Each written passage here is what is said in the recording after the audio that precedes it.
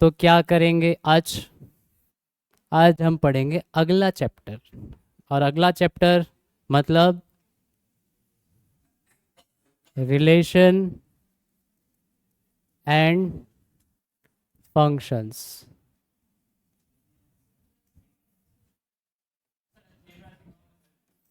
ये अलजेब्रा ही तो है। ये आपका मैथ्स जो है वो अलजेब्रा वाला मैथ्स है।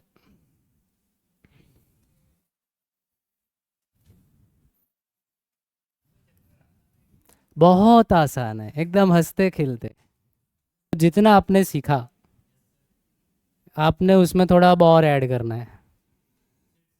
हाँ, जितना आपने सीखा उसमें थोड़ा और ऐड करो, तो आप रिलेशन और फंक्शन के कंसेप्ट्स को समझ पाओगे, क्योंकि ऑलरेडी ये आपके लाइफ में एंटर कर चुका है। फिजिक्स में आप पढ़ ही रहे हो, क्या पढ़ रहे हो? Velocity as a function of time, because velocity depend कर रही है टाइम पर। कभी कांस्टेंट है, कभी बढ़ रही है। ग्राफ को आप एनालिसिस कर रहे हो, और सर को बीच बीच में मैथ्स पढ़ाना पड़ता है। वो कारण मैथ्स पढ़ाने का इसके लिए है क्योंकि आपका क्या, ये सारे कंसेप्ट अभी क्लियर नहीं है। तो रिलेशन आपको पता ही है, रिलेशंस क्या होता है कि भाई कोई एक एलिमेंट कोई दूसरे एलिमेंट से कुछ लेना देना रखता हो, वो रिलेशन। ओके। ये तो थोड़ा बहुत ऐसे फॉर्मल इंट्रोडक्शन था। आपको अगर एक्चुअली में जानना है कि रिलेशन और फंक्शन वाकई में क्या होते हैं, तो उसके लिए कुछ कंसेप्ट्स हैं, वो सीखने पड़ेंगे। पहला कंसेप्ट आ जाएगा इसमें, ऑर्डर्ड पेयर्स का। क्या पढ़ोगे? Ordered pairs. एक कंसेप्ट फिर पढ़ोगे, Cartesian products of two sets. Simply Cartesian product.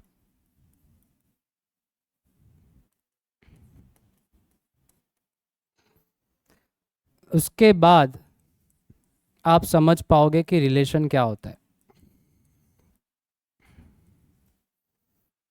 तो आज ज़्यादा नहीं, आज हम सिर्फ ये तीन चीज़ें पढ़ेंगे।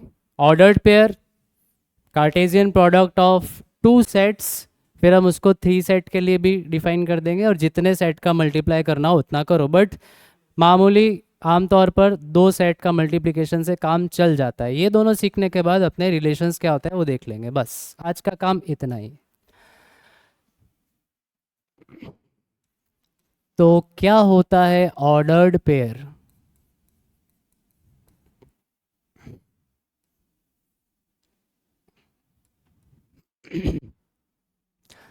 तो जैसे कि नाम से पता लग रहा है, ऑर्डर्ड और पेयर। ऑर्डर्ड मतलब कुछ सलीके से लिखना, कोई तरीके से लिखना, स्पेसिफिक वे में लिखना, रीअरेंज करके लिखना। और पेयर मतलब जोड़ी। तो कुछ चीज़ें जब हम उस जहाँ पर कुछ ऐसी दो चीज़ें जहाँ पे उनका ऑर्डर मैटर करता हो, तो उन दोनों को जब पर्टिकुलर ऑर्डर में लिखोगे तो ऑर्डर पेयर कहलाएगी।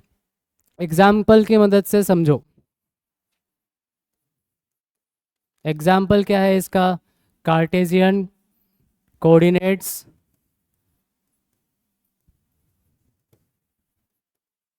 Of a point in a plane.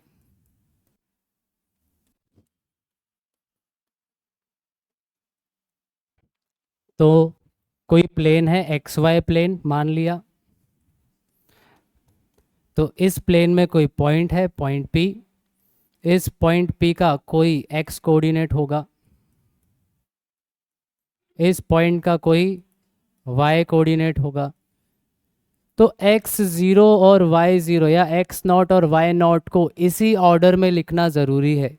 क्योंकि अगर आपने ऐसा लिखा कि सर पॉइंट पी के कोऑर्डिनेट्स है वाई ज़ीरो और एक्स ज़ीरो, तो अर्थ बदल जाएगा।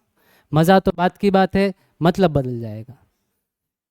मतलब बदल जाएगा ना, क्योंकि एक्स ज़ीरो यहाँ पर एक्स कोऑर्डिनेट को रिप्रेजेंट कर रहा है। यानी जो एलिमेंट पहले लिखूंगा वो एक्स कोऑर्डिनेट होगा, जो एलिमेंट बाद में लिखूंगा वो वाई कोऑर्डिनेट होगा। और यहाँ पर ये बता रहा है कि एक्स कोऑर्डिनेट तो वाई ज़ीरो है। तो यहाँ पर ऑर्डर इज़ इम्पॉर्टेंट। जहाँ दो चीज़ों का ऑर्डर इम्पोर्टेंट हो वो क्या कहलाएगी, ऑर्डर्ड पेयर कहलाएगी। तो बोलो सर कहाँ पे ऑर्डर्ड की ज़रूरत नहीं है। ये प्रिंस मूवी देखने जा रहा था। एग्जाम्पल, प्रिंस मूवी देखने गया, किसके साथ गया?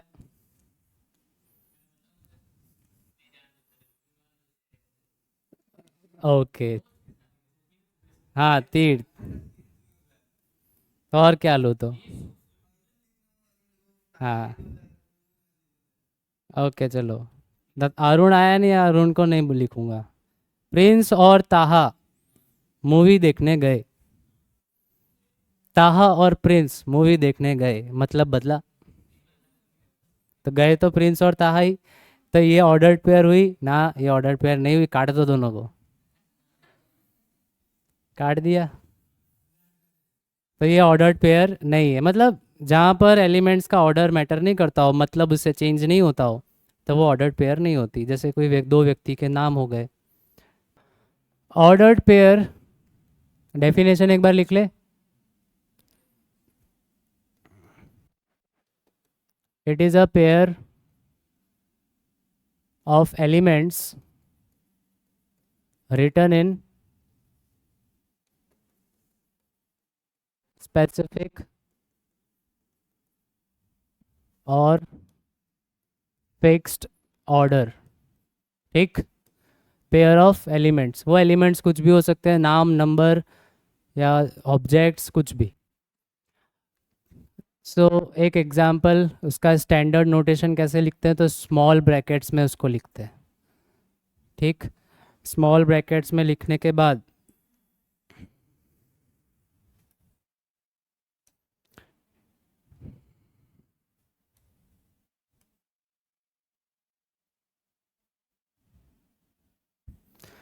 ये है, ये क्या कहलाएगा, फर्स्ट एलिमेंट, और ये सेकेंड एलिमेंट कहलाएगा।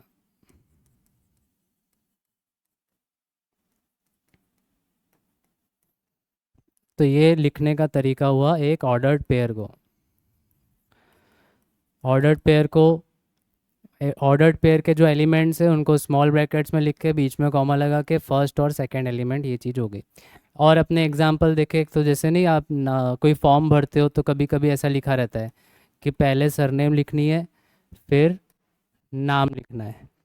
तो ये अपना जन्मेजय है ना, सरनेम पाठक। तो तो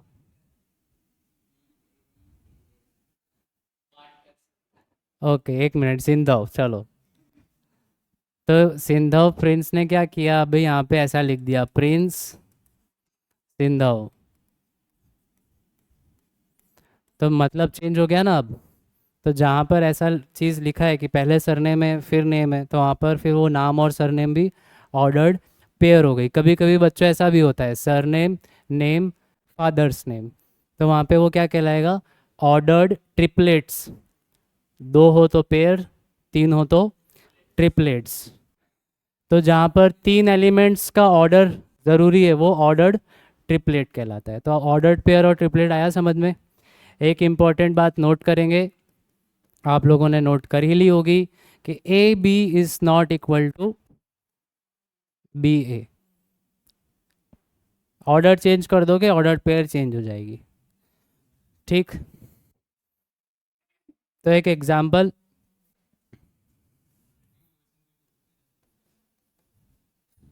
क्वाड्रेटिक, क्वाड्रेटिक इक्वेशन में क्या ऑर्डर है? हाँ वो पहले लिखना है, वो बाद में लिखना है, ऐसा। हाँ होता है, मतलब उसका कहने का सेंस ऐसा है कि जैसे आपने कोई नंबर्स रिप्रेजेंट किए। अब ये नंबर्स क्या रिप्रेजेंट करें, so these are the coefficient of quadratic equation. This is the coefficient of X square, coefficient of X and constant. तो ये अब क्या रिप्रेजेंट कर रहा है, अब ये रिप्रेजेंट कर रहा है। सो ये ऑर्डर ट्रिपलेट्स हो गए। अब इसमें ऑर्डर मैटर करता है, क्योंकि इसको 1 2 कर दोगे तो फिर ये ऐसा हो जाएगा, x square plus x plus 2। तो वो सही बोल रहा था, उसका कहने का मतलब ये था। यही था ना बेटा? तो मुझे पता चल जाता है। तो एग्जांपल हम एक करते हैं कि x plus 1/2 and equals to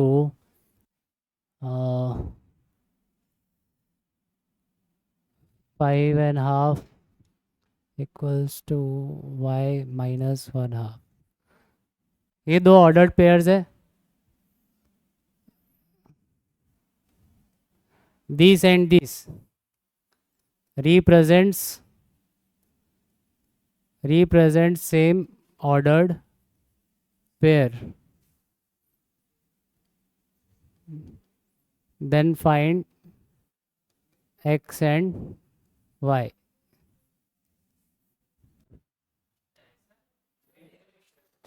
ये दोनों सेम ऑर्डर्ड पेयर रिप्रेजेंट कर रही है, तो x और y की वैल्यू फाइंड करो। अगर सेम ऑर्डर्ड पेयर है तो उसका फर्स्ट एलिमेंट भी सेम होना चाहिए और सेकंड एलिमेंट सेकंड के इक्वल होना चाहिए। तो हम लोग क्या करेंगे कि इसका फर्स्ट एलिमेंट इसके साथ कंपेयर करेंगे। So x plus half equals to 5/2, therefore x equals to 5/2 minus 1/2, therefore x equals to 4/2 which is 2। And 3 equals to y minus half, so y equals to 3 plus half which is 7/2। तो एक छोटा सा question था, ordered pair के base पर ऐसा पूछ सकते हैं। बोलो क्या डाउट है? हाँ सही है ना, तो कहाँ गलत है?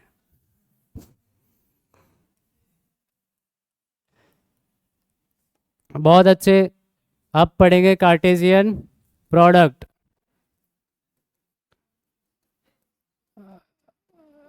कार्टेशियन कोऑर्डिनेट पढ़ा था, अब कार्टेशियन प्रोडक्ट भी पढ़ लो।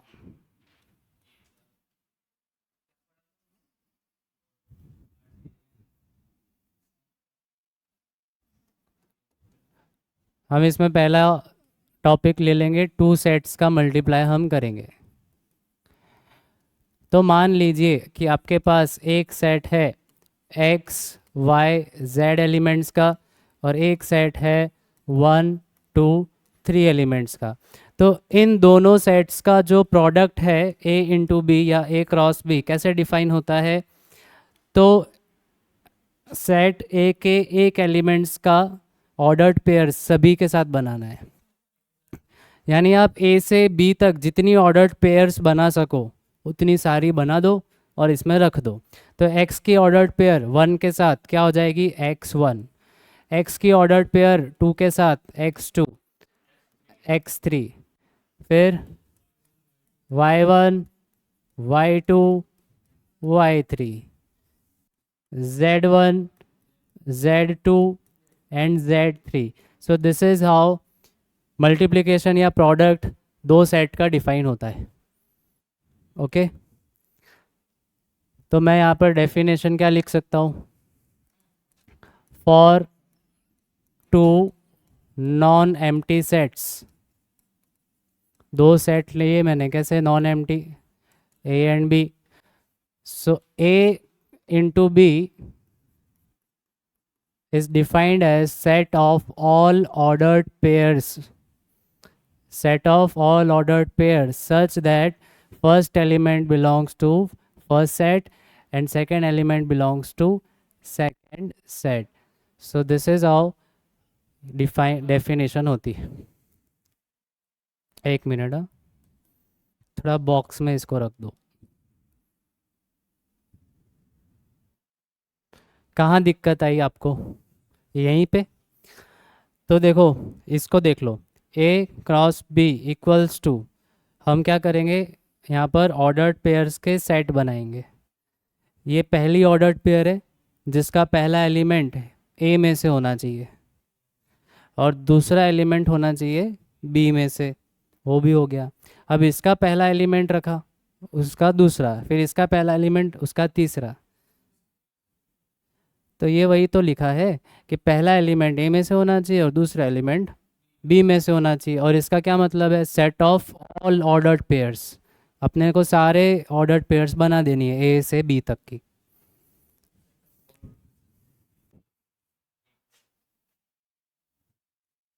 जैसे हमने ए क्रॉस बी फाइंड किया तो वो हमको ये मिला। हम यहाँ से बी क्रॉस ए भी फाइंड कर सकते हैं। अब बी क्रॉस ए में उल्टा हो जाएगा ये सारा, ऑर्डर्ड पेयर सारी कैसी हो जाएंगी, उल्टी हो जाएंगी। 1x 2x 3x 1y 2y 3y 1z 2z और 3z। तो यहाँ से अपने को एक बात नोट डाउन करने की कि ए क्रॉस बी या A into B does not equal to B into A. तो कार्टेशियन प्रोडक्ट को कॉम्यूटेटिव लॉ फॉलो नहीं करता। हाँ बेटा, वो तो क्या है, चेक करते हो, पूरा पूरा ध्यान दे रहे हैं अपने, बहुत अच्छी बात है। A cross B is not equal to B cross है।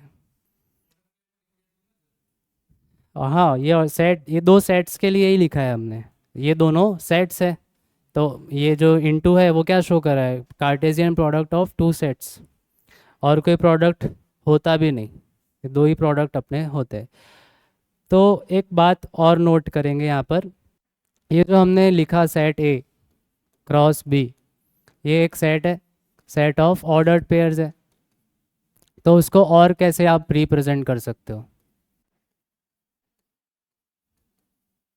चार तो था ही नहीं।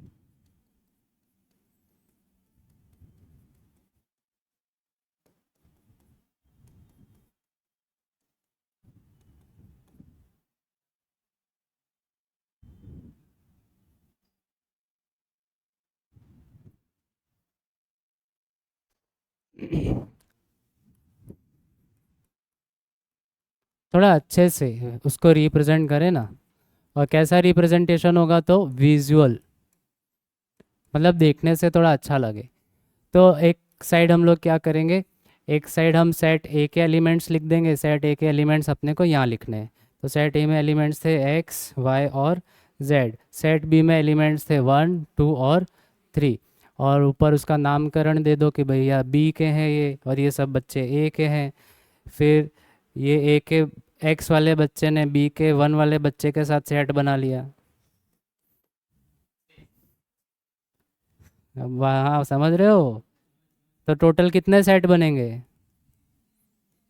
इसके 3 बच्चे, इसके भी 3 बच्चे, फिर एक बच्चे ने तीनों के साथ पेयर बना ली, पेयर, डांसिंग पेयर भी हो सकती है ना।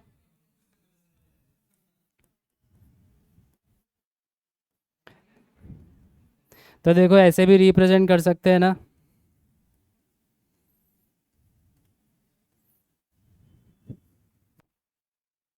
अच्छा भी लग रहा है थोड़ा, और इसमें आपको क्लियरली दिखेगा कि कितने एलिमेंट्स है। इसमें तो काउंट करना पड़ता था। बताओ इसमें कितने एलिमेंट्स होंगे, 9 एलिमेंट्स हुए। मान लो कि मैंने ये हटा दिया, तो ये सब हट जाएगा, हटा दूँ। तो बताओ कितने एलिमेंट्स बचे अब, 6 बचे। तो कुछ आप रिलेशन ढूंढ पा रहे हो ए और बी के एलिमेंट्स और ए क्रॉस बी के एलिमेंट्स के बीच में, क्या? हाँ, n A into n B, A cross B में टोटल एलिमेंट्स कितने होंगे, तो भैया इसके एलिमेंट्स पकड़ लो, इसके एलिमेंट्स पकड़ लो, गुणा कर दो, क्या कर दो, गुणा कर दो, मल्टीप्लाई कर दो, अंडो अंडो। दूसरा तरीका रिप्रेजेंट करने का, देखना मज़ेदार है। इसमें थोड़ा सर्कल वर्कल बनाना पड़ता है। यहाँ पर हम लोग ए रखते हैं, यहाँ पे रख देंगे बी, 1 2 3 ना, एक्स वाई जेड, ये सेट है ए। सेट बी था हमारा 1 2 3।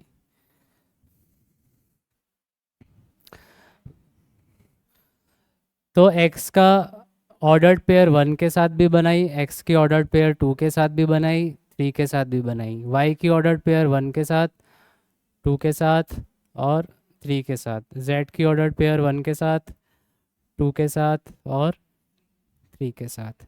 तो ये जो रिप्रेजेंटेशन हुआ वो ए इंटू बी का रिप्रेजेंटेशन हुआ। दो रिप्रेजेंटेशन याद रहेंगे, एकदम इजी जब बातें चल रही है ना।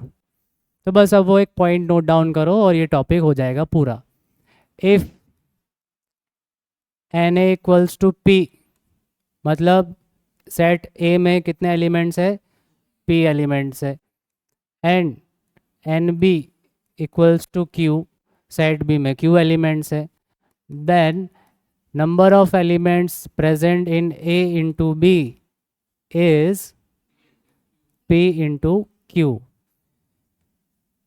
देखो यहाँ पे 3 एलिमेंट्स हैं, यहाँ पे 3 है, इसके लिए टोटल 9 एलिमेंट्स हो गए। मैंने ये एक एलिमेंट डिलीट कर दिया तो 2 एलिमेंट्स यहाँ बचे थे, तो यहाँ पे 3 ही थे, तो 3 इंटू 2 6 हो जाएगा। अगर आप दो दो एलिमेंट्स, एक पूरा ये एलिमेंट ये डिलीट हो गया, एक ये डिलीट हो गया, तो कितना बचेगा, सिर्फ ये। क्यों? क्योंकि 2 इसके पास है, 2 इसके पास है, 2 इंटू 2 4। तो एक इंटू बी में नंबर ऑफ टोटल एलिमेंट्स क्या होगा, तो always is the multiplication of the elements which are present in A and B. Done. अब इसी पर से आप थोड़ा और रिजल्ट निकाल सकते हो। जैसे हमने ये सारी चीज़ें नॉन एम्प्टी सेट्स के लिए डिफाइन की। मान लो कोई एक एम्प्टी सेट हो, let let A is empty set, या कोई वन एम्प्टी सेट है,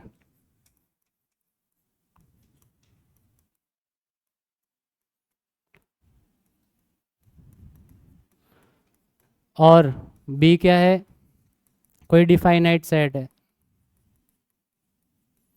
देन ए इंटू बी क्या होगा,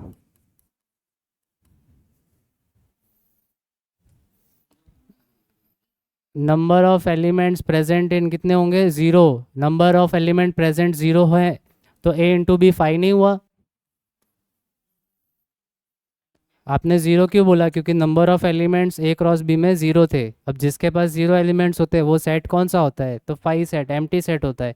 यानी आपने अगर कार्टेशियन प्रोडक्ट में ऐसे सेट, एम्प्टी सेट का प्रोडक्ट किसी भी सेट के साथ कर दिया तो रिजल्टेंट भी 5 होगा। तो इस बात को हम शॉर्ट में लिख देते हैं।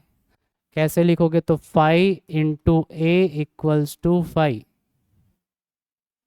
है ना। एक कुछ भी हो, कोई फर्क नहीं पड़ता। आपने क्या बोला कि ए, अगर ये मान ले कोई सेट है, इसका नाम दिया बी, और ए कोई सेट है, उसमें नंबर ऑफ एलिमेंट्स है पी, इसमें पी है और इसमें कितने एलिमेंट्स है, 0, तो मल्टीप्लिकेशन इन दोनों का ही होगा ना, तो 0 आया। यानी कि इनका जो क्रॉस प्रोडक्ट ले रहे हो उसमें 0 एलिमेंट्स है, मतलब इनका क्रॉस प्रोडक्ट एक एम्प्टी सेट है। आपने अब क्या किया, दोनों में से कोई एक को इनफाइनाइट कर दिया, ए इज इनफाइनाइट सेट, और बी कोई सेट होगा, फाइनाइट होगा, इनफाइनाइट होगा। तो बताओ ए क्रॉस बी करोगे तो क्या होगा, ये मान लो इसमें क्यू एलिमेंट्स है, इसमें पी एलिमेंट्स है, बट पी इक्वल्स टू क्या हो गया इस बार, इनफाइनाइट। तो इनफाइनाइट का मल्टीप्लाई जब किसी भी नंबर के साथ करोगे तो आंसर क्या आएगा, इनफाइनाइट, सिवाय एक नंबर को नहीं छूनेगा। हाँ, वो 0 कर देगा, ठीक, वो भी 5 होगा, 5 इंटू 5 0 हो जाएगा। और आप 5 इंटू कोई सेट कर रहे हो, वो मैंने ऑलरेडी यहाँ लिखा ही है। अब ये सेट चाहे डिफाइनाइट हो या इनफाइनाइट हो, आंसर यही रहेगा। लेकिन अगर कोई एक सेट इनफाइनाइट होता है और दूसरा कोई सेट फाइनाइट होता है तो रिजल्टेंट इनफाइनाइट रहता है। वो सारी बातें इसी नियम में है, कोई अलग से उसको लिखने की ज़रूरत नहीं है। तो मैं खाली यहाँ पर 2 चीज़ें नोट डाउन कराऊंगा, ये दोनों, वो फाइनाइट इनफाइनाइट वाली बात आप दिमाग में रखना कि कोई भी एक सेट अगर आ गया इनफाइनाइट तो रिजल्टेंट भी इनफाइनाइट रहेगा, ठीक। तो कार्टेशियन प्रोडक्ट में इतना ही है 2 के लिए। दूसरा ऑप्शन मैंने क्या लिखा था वहाँ पे, अब हम 3 सेट्स की बात करेंगे।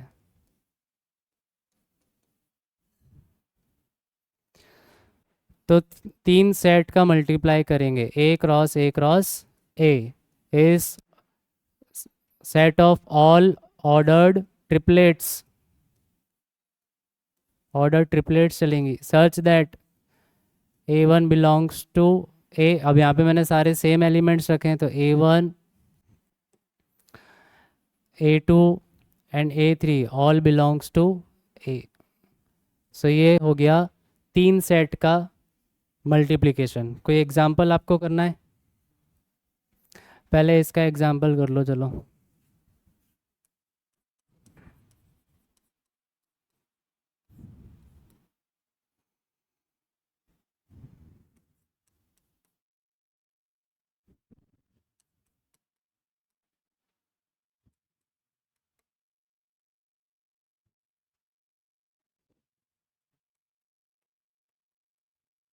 ढूंढो। ए है, ए इंटू ए ढूंढो। ऐसे क्या देख रहे हो? हाँ, कितना आया? पगला है तू भी यार। ऑर्डर्ड पेयर्स बनानी है तुमको, तो ए कैसे हो सकता है? ए में तो कोई ऑर्डर्ड पेयर ही नहीं है। वो दिखाओ, है लिखा हो यहाँ पे। अरे सर, थियरी तक ठीक था, सवाल क्यों ऐसे देते हो? तो एक थोड़ा सिंपल देता हूँ तुमको पहले, चलो यहाँ देखो। एक ये 1 2 है। अब मैंने आपको बोल दिया कि ए इंटू ए ढूंढना है, मतलब आपको सिर्फ इतना करना है, 1 2 इंटू 1 2 अब जैसे वो नॉर्मल प्रोडक्ट करते हो वैसे ही करना है ना। इस ये एलिमेंट इसके साथ तो पहला आएगा 1 1, फिर ये एलिमेंट इसके साथ तो 1 2, फिर आ जाएगा 2 1, फिर लास्ट में आएगा 2 2। तो वैसा 1 और -1 के लिए करो। हाँ, तो कौन कौन से होंगे चार? बोलो। अब भी बताया कि इसके अगर p एलिमेंट्स है, इसके q है, तो p इंटू क्यू होंगे टोटल। तो इसके 2 एलिमेंट्स है, इसके भी 2 एलिमेंट्स है, तो 2 इंटू 2 कितना हुआ? 4 एलिमेंट्स आएंगे ना वहाँ पे। करो बुक में, अपने नोटबुक में। चलो। हाँ, 1 1, 1 - 1, -1 1, और -1 - 1। सिंपल।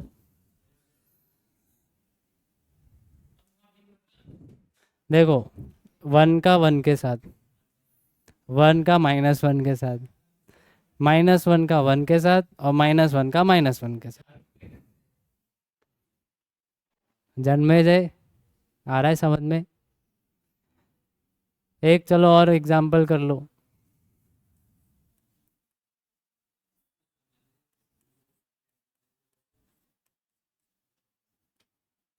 ये दोनों का मल्टीप्लिकेशन ढूंढ लो। इस बार कोई पहले से नहीं बताना, करो अपनी नोटबुक में, देखता हूँ मैं। 1 - 1, 1 0, -1 -1 -1 0। देख लेते हैं। 1 - 1, 1 0, -1 - 1 -1 -1 0। परफेक्ट आ गया ना सबको? कंफर्म? ओके। तो इसी चीज़ को हम एक्सपांड कर देंगे 3 प्रोडक्ट के लिए। तो एक सिंपल एग्जांपल दूंगा। जैसे सपोज ए है 1 2, तो ए इंटू ए क्या होगा? ए इंटू ए यानी 1 2 इंटू 1 2। तो हमने लिखा 1 1, 1 2, 2 1 एंड 2 2। अब मैं लिखना चाह रहा हूँ ए क्रॉस ए क्रॉस ए। तो ए मेरा फिक्स है 1 2, ए क्रॉस ए अभी फाइंड किया।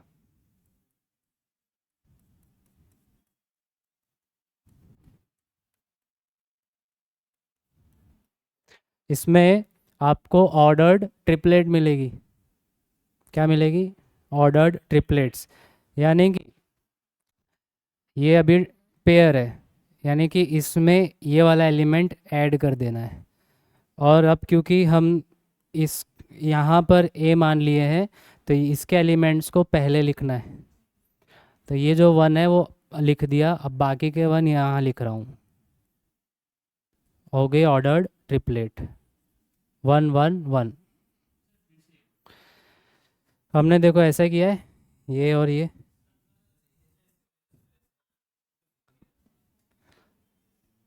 ये हमने ए क्रॉस ए यहाँ लिखा है, और ये वाला सेट यहाँ लिखा है। तो जो सेट पहले लिखा है उसके एलिमेंट्स को आप पहले लिखते हो, और वो एलिमेंट्स पहले लिख के इसमें ऐड करना है, मतलब यानी वन वन तो है ही, आगे क्या आ जाएगा, ये वाला वन। तो पहले मैंने लिखा ये वन, फिर मैंने ये लिख दिया ये बाकी के दो, तो ऑर्डर ट्रिपलेट एक बन गई। इसी तरह अब ये जो वन है बाकी ट्रिपलेट्स में जाएगा, हाँ सबके आगे मतलब वन वन आ जाएगा। तो one one two, one two one, one two two, एक का काम खत्म, अब दो की बारी। अब सबके आगे इसमें क्या आ जाएगा, टू टू आ जाएगा। Two one one, two one two, two two one, और लास्ट में टू टू टू। तो ये था तीन सेट्स का मल्टीप्लिकेशन प्रोडक्ट। ओके, अब इस पर कोई क्वेश्चन नहीं, अब इस पर हम एक कंसेप्ट उभा करेंगे जिसका नाम होगा रिलेशंस।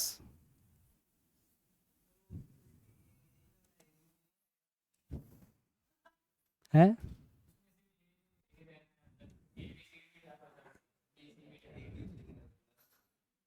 रुकना, अभी तेरे को चाहिए तो नाम रख देते हैं बस। तो क्या होता है रिलेशन, तो relation is a subset of A cross B. It is a, चलो पहले तो ऐसा लिख लो, रिलेशन को नोटेशन क्या है, तो रिलेशन की नोटेशन आर लिखेंगे, और रिलेशन किसी एक सेट से दूसरे सेट पर होता है। रिश्ता हमेशा एक घर से दूसरे घर में बनता है। आजकल क्या है, वो सागर सर की क्या है, सगाई हो गई है ना, जैसे शादी वाले एग्जाम्पल बहुत आ रहे हैं। तो भाई एक घर में से दूसरे घर में, तो relation from set A to set B. अब कई बार ऐसा होता है कि एक ही सेट पर रिलेशन डिफाइन होता है, ए टू ए, तो घर की बात घर में, तो इसको बोलते हैं रिलेशन ऑन सेट ए। यहाँ पे बोलूँगा रिलेशन ऑन सेट ए, और इसको पढ़ूंगा relation on set B.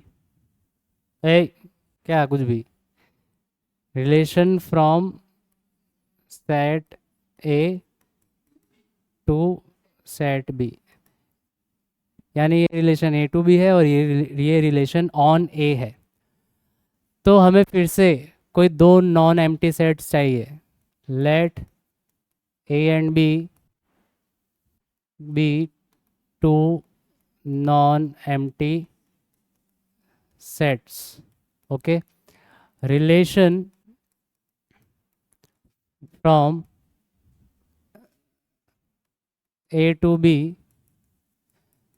is defined as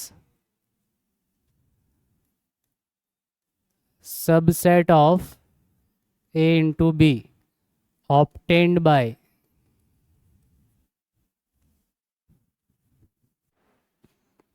dot dot dot dot. वो अभी बाद में लिखूंगा, पहले थोड़ा समझा दूँ। इतना तो समझ में आ गया होगा ना। ए ये नोटेशन है तो इसको अपने इतना बड़ा नहीं लिखेंगे, ये साइड में आ जाएगी। चलो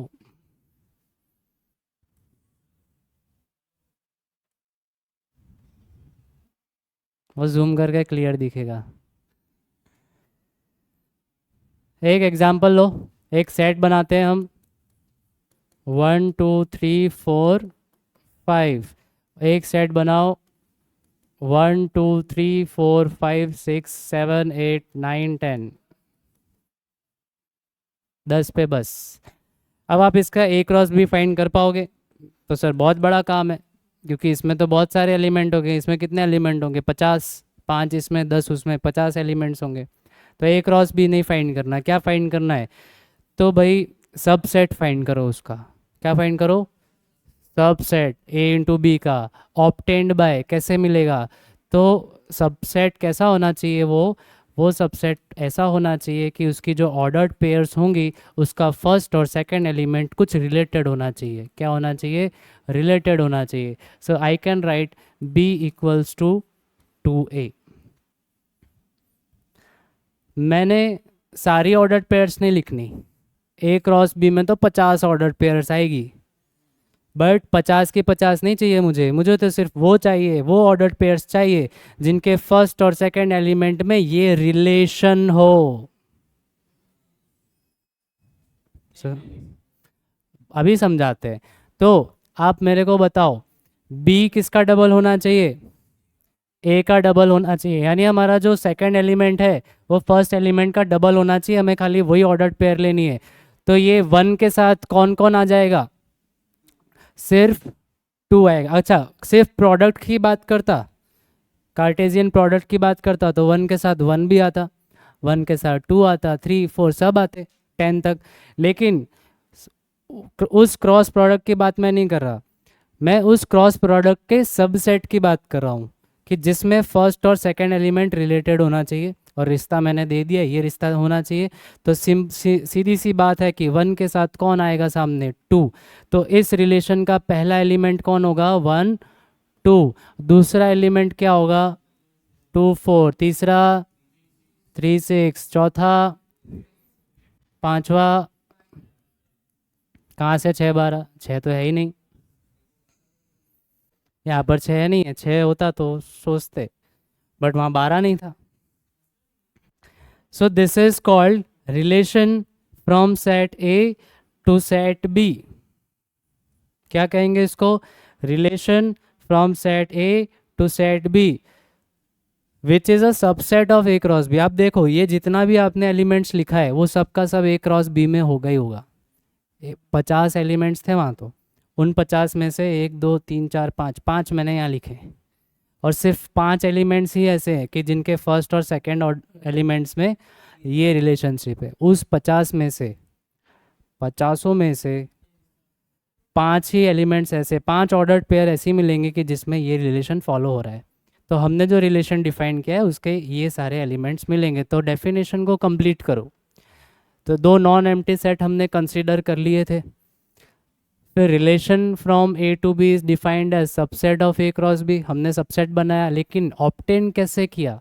obtained by describing a relation, describing a relation between first and second element, first and second elements of ordered pairs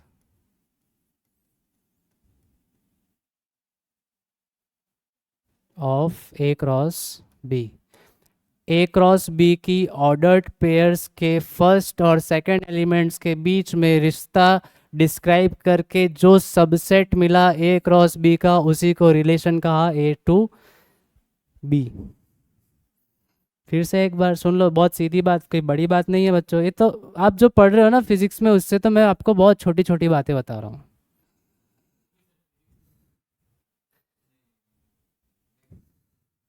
क्या बात कर रहा है यार, फिजिक्स की मैं अभी फिजिक्स का तो लेवल बहुत ऊंचा हो गया, मैथ्स का लेवल होगा, धीरे धीरे होगा।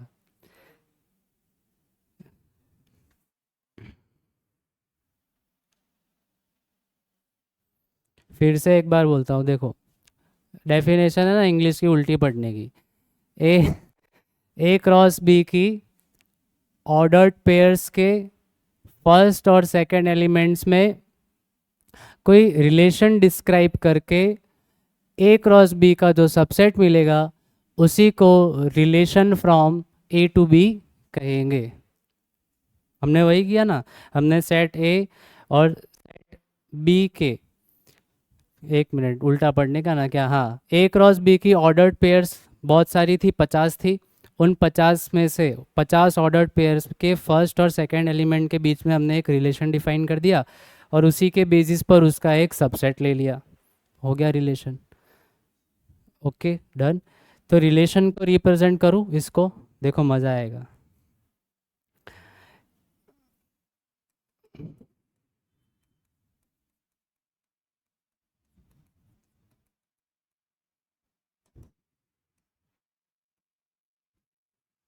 ये चैप्टर 12th में भी है, 12th में मैंने अभी कंप्लीट किया ये चैप्टर। वहाँ पे क्या है, नाम सेम टू सेम है, बिल्कुल यही नाम है, लेकिन यहाँ पर हम रिलेशन और फंक्शन क्या होते हैं वो सीख के जाएंगे, और 12th में उसके टाइप्स पढ़ेंगे, रिलेशंस के टाइप्स और फंक्शंस के टाइप्स। तो मैंने सेट ए में कौन कौन से एलिमेंट्स रखे थे, 1 2 3 4 5।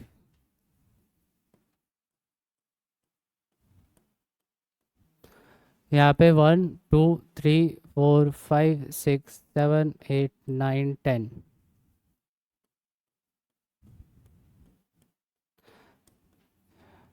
रिलेशन को ऐसे बताएंगे,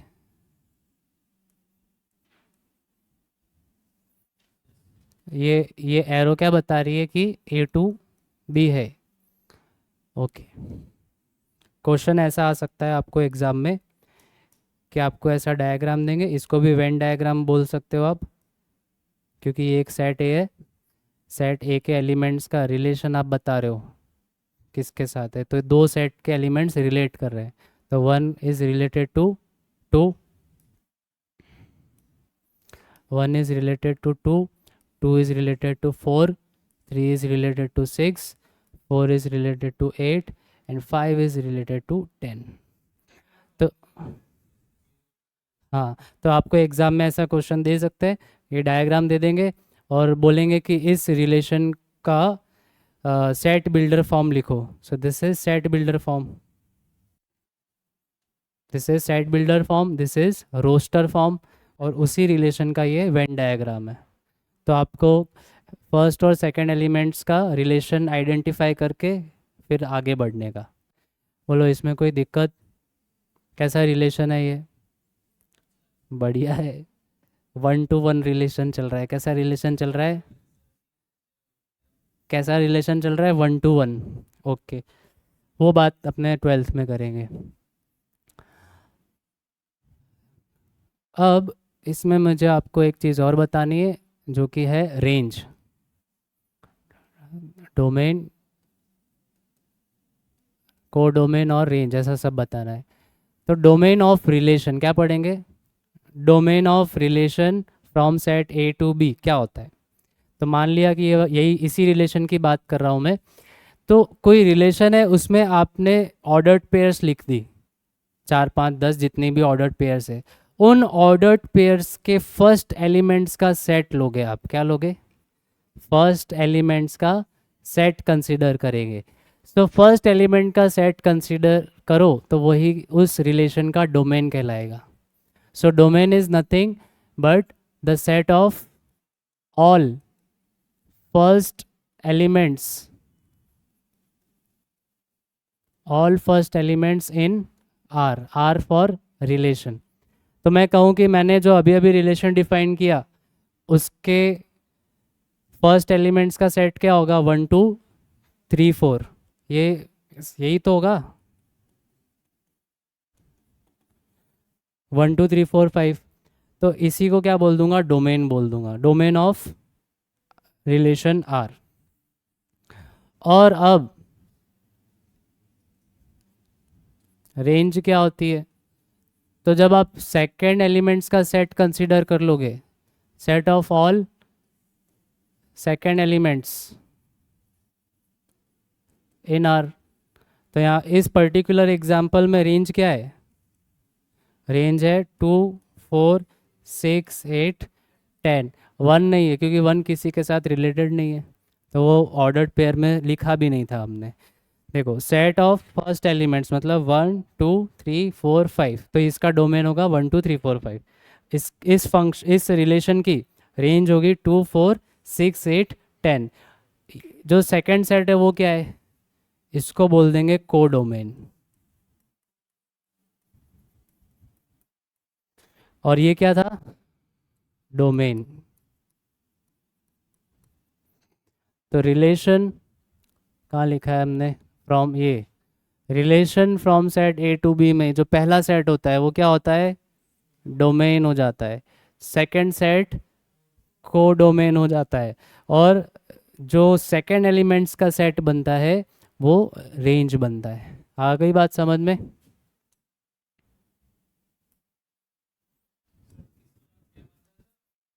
रेंज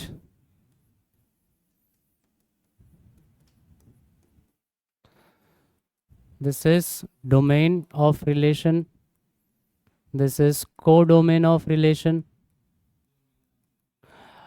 और हमने रेंज किसे कहा? तो हमने कहा range is a set of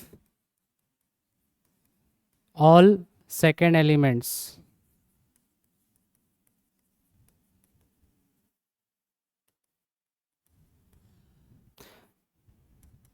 second element मतलब ऑर्डर्ड पेयर का सेकेंड एलिमेंट, ऐसा नहीं कि भाई रिलेशन का सेकेंड एलिमेंट।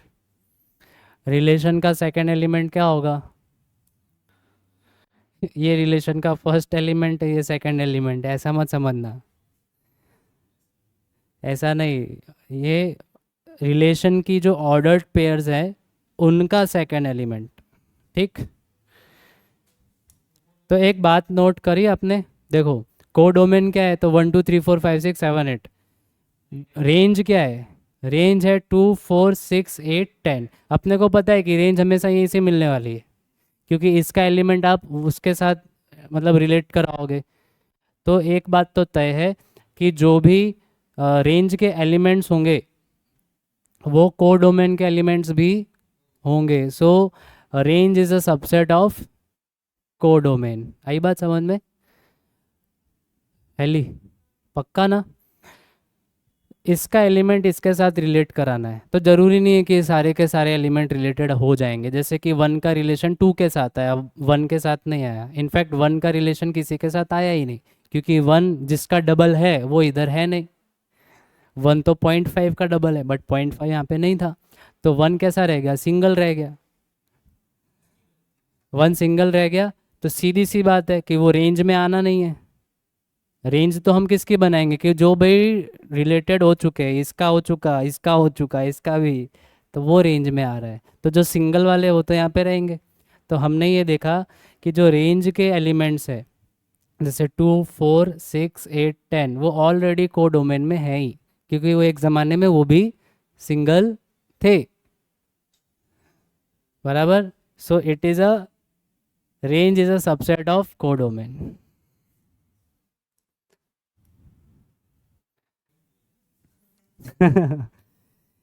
आप मेरे को ये बताओ,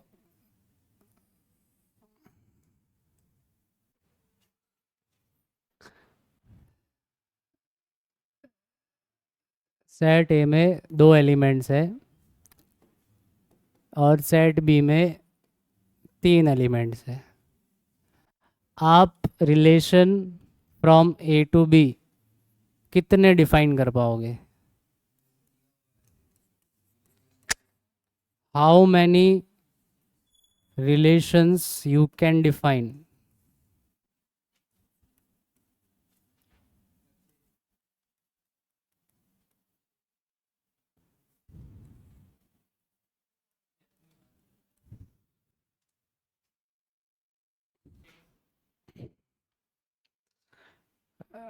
मतलब इस तरीके से मैं पूछ रहा हूँ कि आप सेट ए से सेट बी तक मैक्सिमम कितने रिलेशंस बना सकते हो? 2 6। तो आप पहले देखो कि रिलेशन थे क्या। तो रिलेशन था सबसेट किसका? ए क्रॉस बी का। तो ए क्रॉस बी के आप जितने सबसेट बना पाओगे उतने ही आप रिलेशन बना पाओगे। तो अब सवाल उठता है कि ए क्रॉस बी के सबसेट्स कितने होंगे टोटल? तो मैंने बताया है, किसी भी सेट में अगर n नंबर ऑफ एलिमेंट्स है तो उसके total subsets 2 raise to n हो जाते हैं। तो मुझे बताओ कि ए क्रॉस बी में नंबर ऑफ एलिमेंट्स कितने थे? p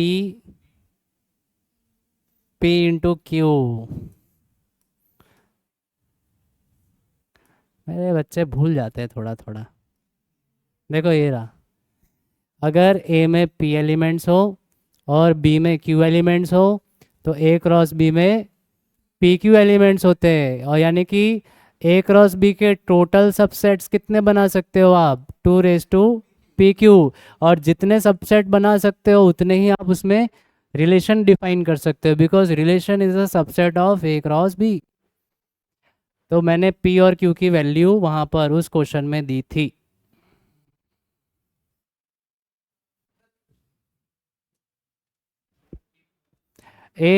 इसमें कितने एलिमेंट्स है, 2। इसमें कितने एलिमेंट्स है, 3। तो ए क्रॉस बी में कितने एलिमेंट्स होंगे, 6। ए क्रॉस बी में 6 एलिमेंट्स होंगे, इसके लिए उसके total number of subset 2 raise to 6 हो जाएंगे। और इसीलिए हम रिलेशन ए टू बी कितने डिफाइन कर सकते हैं, 2 raise to 6 total number. This is the total number of relations that you can define. Total number of relation from set A to set B are is 2 raised to pq, 2 raised to pq, where p is the number of element present in A, q is the number of elements present in q. B हाँ, 64 relations आप इसमें define कर सकते हो। पहला relation phi M T,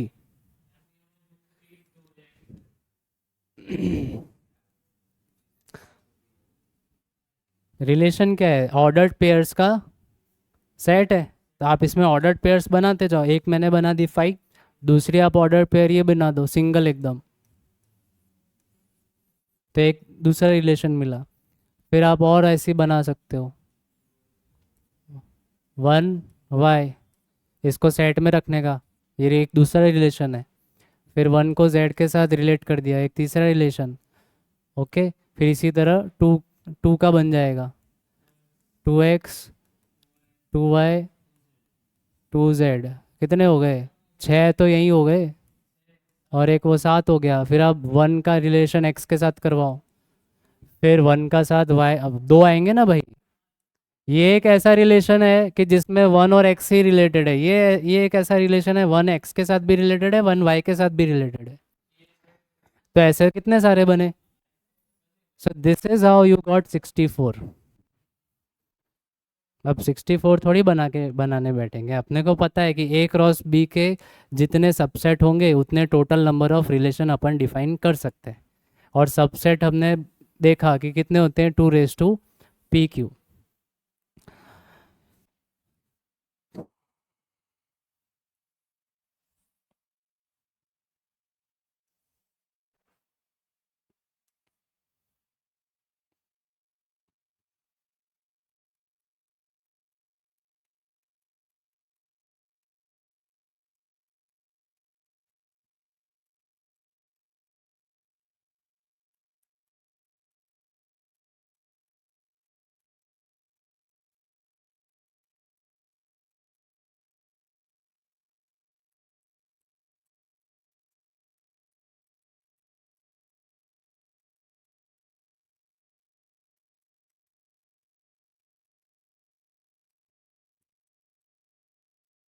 बोलो कोई doubt.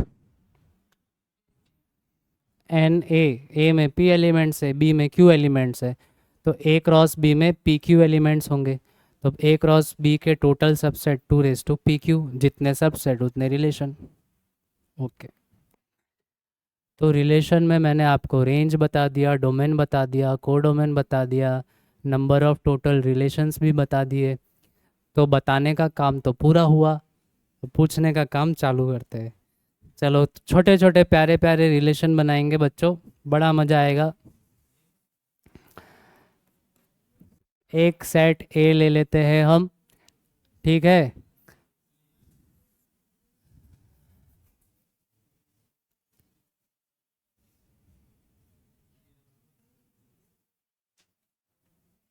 Set ए हमने लिया -2 -1 0 1 और 2। सेट बी में हम लोग रख रहे हैं 1 2 3 4 5 6। एक रिलेशन मैंने डिफाइन किया A to B, such that set of all ordered pairs from A to B such that the second pair is the square of first pair, A belongs to capital A, small b belongs to capital B. So इसका मेरे को वो roster form लिख कर बताओ।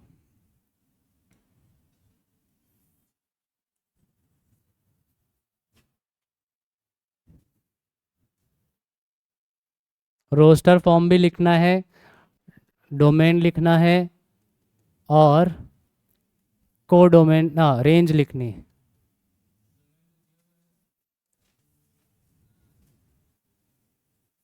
देखो first element यहाँ पर क्या होना चाहिए, स्क्वायर किसका, सेकंड एलिमेंट का। तो ये रहा हमारा सेकंड एलिमेंट, ठीक है। ये रहा ये फर्स्ट एलिमेंट, तो फर्स्ट एलिमेंट का स्क्वायर करूँ, फर्स्ट एलिमेंट का स्क्वायर करूँ और वो बी में मौजूद हो तो वो पेयर लिख देने की। तो -2 का स्क्वायर किया, 4 मिला, बी में है, तो -2 किसके साथ रिलेटेड हो गया, 4 के साथ। देखो कैसे, सो 4 इज द स्क्वायर ऑफ -2, ये बी में था तो ये स्मॉल बी है, वो ए में था तो हो गया ना b equals to a square. So यहाँ पर हम स्क्वायर करेंगे और इसका स्क्वायर यहाँ मौजूद हो तो उसके साथ लिख देना है। तो -2 का पेयर बन जाएगा 4 के साथ, -1 का पेयर बनेगा 1 के साथ, 0 का पेयर नहीं बनेगा 1 के साथ, बट यहाँ है नहीं ना, यहाँ होना चाहिए, और 2 का 4 के साथ। तो अब देखो डोमेन क्या होगा, अब डोमेन होगा -2 -1 1 एंड 2।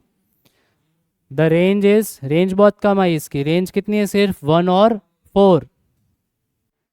इसका विजुअल रिप्रेजेंटेशन दे दो, एक गोला यहाँ बनाया, एक गोला यहाँ बना दिया, -2 -1। अच्छा जैसे अब डोमेन है हमारा, डोमेन एक बार क्या आ गया, -2 -1 1 एंड 2, तो उतना ही लिखने का फिर, -2 -1 1 एंड 2, बाकी का लिख कर कोई ज़रूरत नहीं है। और यहाँ पे हमने एक पूरा कोड डोमेन लिखना है, 1 2 3 4 5 6।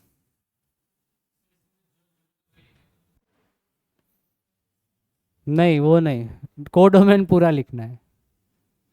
अब चाहिए तो आप ऐसा 0 भी लिख सकते हो, ऐसा कोई दिक्कत वाली बात नहीं है, बाकी के नंबर भी लिख सकते हैं। बट डोमेन में ऐसा अधूरा किसी को छोड़ते नहीं है, डोमेन का सब पकड़ के वहाँ पे, हाँ वहाँ पे कोई खाली छूट जाए वो चलता है।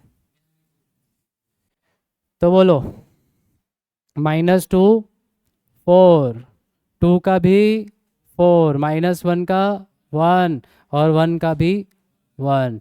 ये रिलेशन देखो और इसके पहले जो बनाया था वो रिलेशन देखो, क्या बेसिक डिफरेंस है। यहाँ पर, यहाँ पर 1 एक जो एलिमेंट है वो एक यूनिक एलिमेंट के साथ जुड़ा हुआ है, फिर इसके साथ कोई और जुड़ा हुआ नहीं है। इसके लिए ये रिलेशन हो जाएगा 1 to 1 रिलेशन, एक का रिलेशन एक के साथ। वहाँ पर कैसा है, वहाँ पर ये जो 1 है इसका रिलेशन दो लोगों के साथ है, -1 के साथ भी है 1 के साथ भी है, तो यहाँ पे कैसा है, मैनी टू 1, ये रिलेशन क्या हुआ, मैनी टू 1 हुआ। 1 to मैनी पॉसिबल है, 1 to मैनी का एक एग्जाम्पल मेरे को लिख कर बताओ चलो। तो ध्यान वहाँ था तो कहाँ से समझोगे। अरे भैया बहुत सिंपल एग्जाम्पल, यहाँ देखो ये रिलेशन डिफाइन किया था, कौन सा रिलेशन था, a equals to, sorry b equals to 2a, यही तो था, बी इक्वल्स टू 2a। ये रिलेशन में विजुअली रिप्रेजेंट किया तो मैंने देखा कि भाई एक का रिलेशन 2 के साथ आ गया, अब 2 का रिलेशन किसी और के साथ नहीं आएगा, है ना। 2 किसका डबल है, ओनली एंड ओनली 1 का, 2 और किसी का डबल नहीं है भाई। तो ये रिलेशन क्या चल रहा है, 1 to 1 चल रहा है, एक का रिलेशन एक के साथ। अब यहाँ पे हमने क्या देखा, तो भाई ये जो 1 है वो -1 का स्क्वायर भी है 1 का स्क्वायर भी है, तो ये रिलेशन क्या हो गया, मैनी टू 1 जा रहा है। अब आपको क्या करना है, 1 to मैनी का एक एग्जाम्पल देना है। ज़रूरी नहीं है कि आप मैथ्स में ही रहो, आप कोई रियल लाइफ का एग्जाम्पल करके भी रिलेशन बना सकते हो।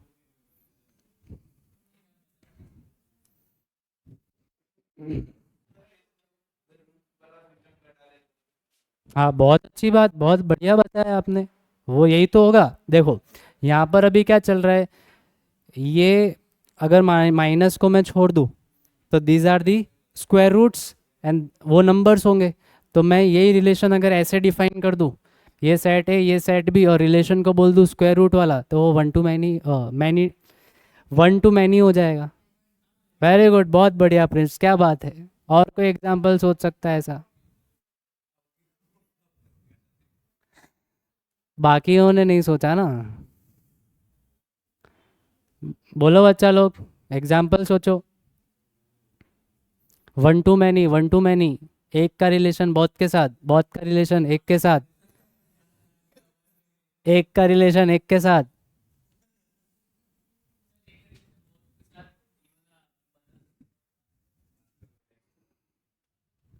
सोचो सोचो।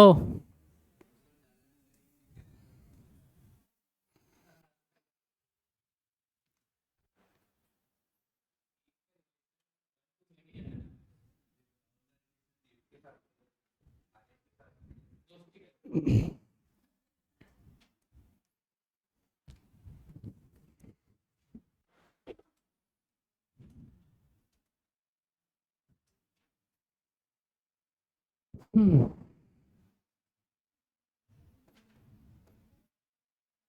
देखो एक सेट हमने ऐसा बनाया ए बी सी,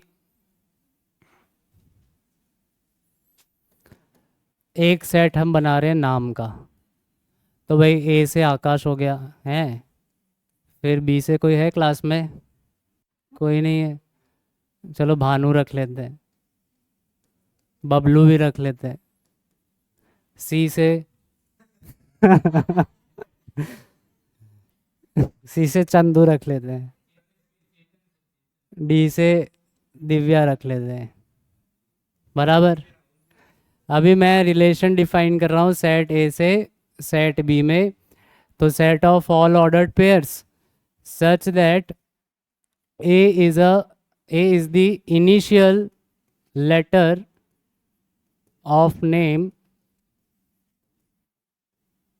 बी। तो बी क्या रिप्रेजेंट कर रहा है? नेम। तो अब मेरे को वही ऑर्डर्ड पेयर्स चाहिए कि मैं यहाँ पर कोई नाम लिखूं और यहाँ पर उस नाम का फर्स्ट लेटर आना चाहिए। तो सीधी सी बात है, जब ए का पेयर बनेगा सिर्फ और सिर्फ आकाश के साथ, क्योंकि आकाश का जो ए लेटर है वो यहाँ आगे आ रहा है। फिर बी का पेयर दो लोगों के साथ बन जाएगा भाई, भानु के साथ भी और बबलू के साथ भी। अंडरस्टैंडिंग हो रही है ना? फिर सी की बारी। तो सी का पेयर चंदू के साथ बन रहा है, दिव्या का कोई नहीं, दिव्या का डी है ही नहीं यहाँ पे। अब इसको रिप्रेजेंट करने की बारी आए, सी का इंक्लूड किया ना, अब कौन रह गया? तो अब उसको रिप्रेजेंट करना तो क्या बनाया, एक गोला यहाँ बनाया, एक गोला भाई इधर बना दिया। यहाँ पे लिख दिया ए बी सी, यहाँ पे हमने लिखा तो आकाश भानु बबलू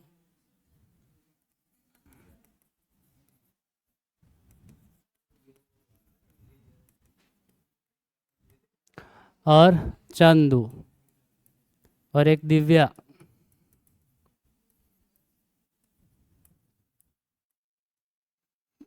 अब इसका टाइप देख लेना तुम, दिखेगा तुमको। तो भाई ए तो आकाश के साथ है, लेकिन बी का भानु के साथ भी, बी का बबलू के साथ भी। बोलो हो गया ना, वन टू मैनी हो गया। तो और सी का चंदू के साथ, दिव्या भाई कोई नहीं। तो यहाँ पर सीधे सीधे हमने देखा कि रिलेशन वन टू मैनी भी हो सकता है, मैनी टू वन भी हो सकता है, और वन टू वन भी हो सकता है।